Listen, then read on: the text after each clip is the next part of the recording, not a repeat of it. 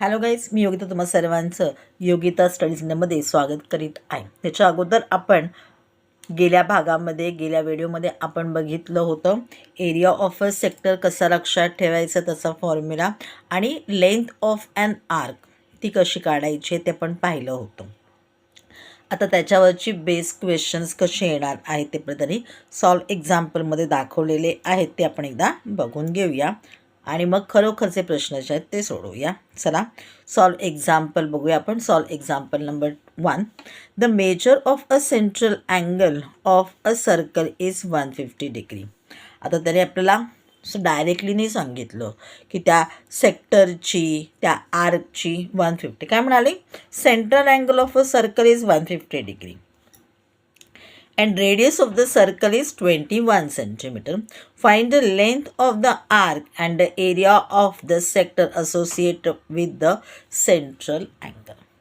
काय सांगितलेलं आहे, दोन्ही गोष्टी काढायला सांगितले तर आपल्याला लेंथ ऑफ द आर्क पण सांगितले काढायला आणि एरिया ऑफ द सेक्टर पण काढायला सांगितलेला आहे. मग आता इथे पण लिहून घेतलं, R is equal to 21 centimetre, theta is equal to 150 degree, pi is equal to 22/7. आधी पहिला एरिया ऑफ द सेक्टर काढून घेतलेला आहे, पण सहसा लक्षात ठेवायचे आहे आपल्याला. त्याने जे पहिलं सुरुवातीला आपल्याला काढायला सांगितले ते काढून घ्यायचं आहे. म्हणून मी इथे तुम्हाला पहिल्या प्रश्नाचं उत्तर लेंथ ऑफ द आर्क वाचून दाखवणार आहे. Length of the arc is equal to theta divided by 360 into 2 pi R. किती आहे थीटा? 150 लिहून घेतलं. 150 divided by 360 into 2 into 22/7 into 21, कारण माझा आर किती आहे? 21 आहे. नाही जाते भाग. ओके ठीक आहे, ओके ठीक आहे. 2 18, 2 1 जा 2, 2 9 जा 18. ठीक आहे. आता काय काय राहिलं? 9 राहिला, 7 राहिला, इथे 21 राहिला. ओके 9 1 जा 9, म्हणजे 3 3 जा 9, 3 7 जा 21, 7 1 जा 7, 7 1 जा 7, कट झाला, फक्त 3 आला. 3 5 जा 15 आणि हा 11, 11 5 जा 55 सेंटीमीटर. आता बघूया area of the sector. Theta upon 360 into 2 pi, sorry theta upon 360 into pi R square. 150 upon 360 into 22/7 into 21 into 21.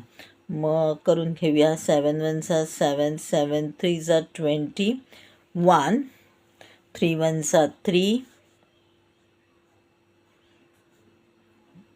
12, 11,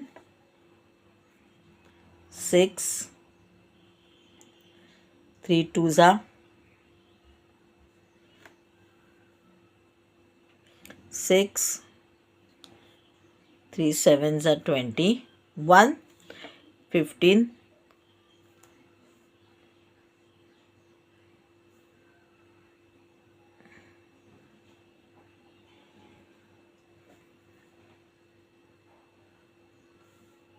into 7 into 11. Answer आलेलं आहे 1155 आणि खाली 2 म्हणजे आन्सर आलेलं आहे 577.5 centimetre square.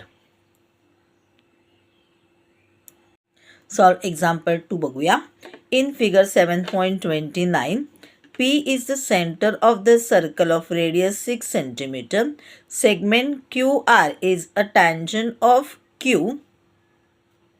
If PR is equal to 12 centimeter, find the area of the shaded region.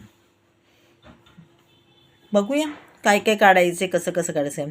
Radius joining point of the contact of the segment is perpendicular to the tangent.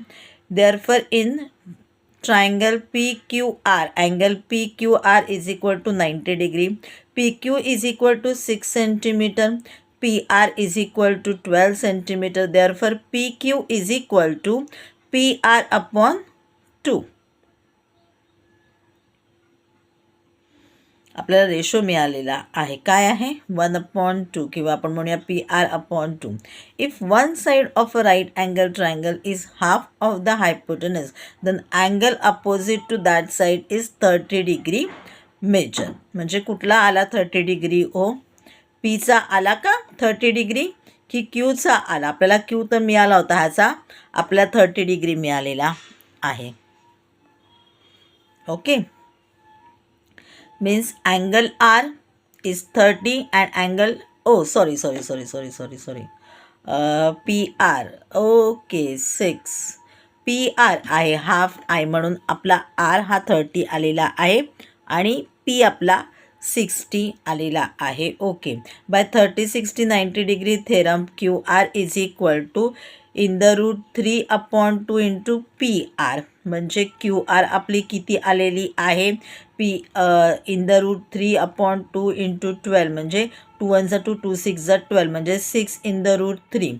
QR is equal to 6 in the root 3 centimetre.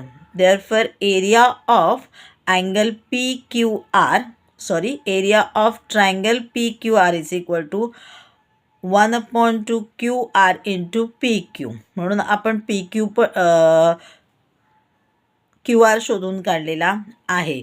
6 in the root 3 into 6 half 2 2 3 जा 6 म्हणजे आलेला answer 6 3 जा 18 18 in the root 3. आपल्याला in the root 3ची value दिलेली आहे 1.73. इथे आपण टाकून घेतलेली आहे.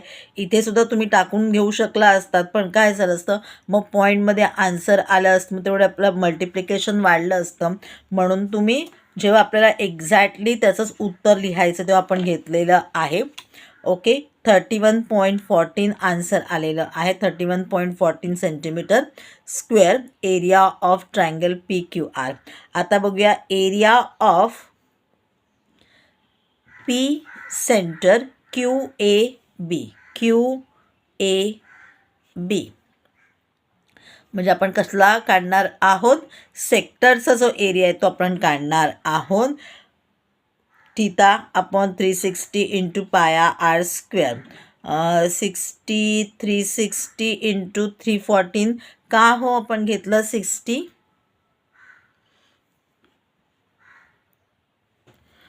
कारण हा जो होता तो 30 होता, हा जो 60 होता, म्हणून आपण त्याचा एरिया काय घेतलेला आहे? 60 घेतलेला आहे.